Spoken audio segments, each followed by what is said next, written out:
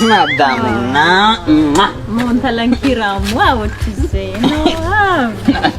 Tezali. Za. Nangazavalisyon tamza permettre amin'ny 3e année ko. Sarotra ngazavagna raha zegny akoha. Tiagna. Ino raha magnanty? Ino koa amizegny akoha?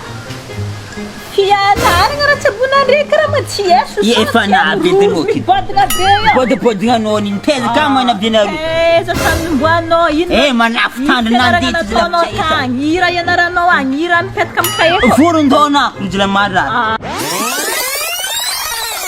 Nyatao hoe kanto baka ilazagna le toe-javatra raiky zay mamaritra, zay masariky fonao, na masariky saigninao, zay masariky vadignanao fogna ka sokajigna amin'ny alalan'ny sarin-teny, tambin-teny.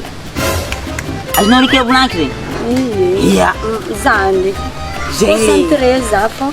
Le fizavoko anao tegna makasiko concentré za. Kanto anao tegnanao zegny tegna le makanto. Atsika edy examen mare fô no mimandiny e.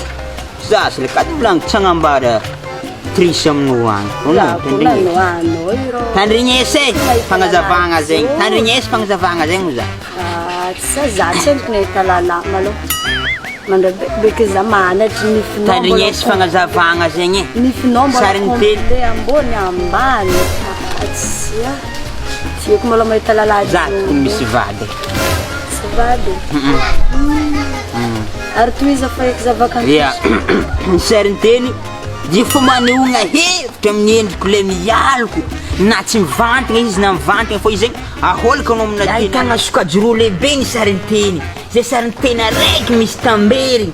Araiky zegny fanehoagna hevitra dia ahitana sokajy roa lehibe ny sarin-teny. Sarin-teny mifoditra avy agnatin'ny tamberiny teny.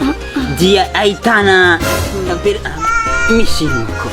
Vitsiko mikarakara. No mba mitandrignesa tsara be fagnazavagna. Nde kirolo fitazy laky fianaragna ty. Fa tsy haiko eky tany misy zanky e. Tsika tignany ravagna e. Ye, kofa magnano zegny magnaraka afrika. Ndro afaka.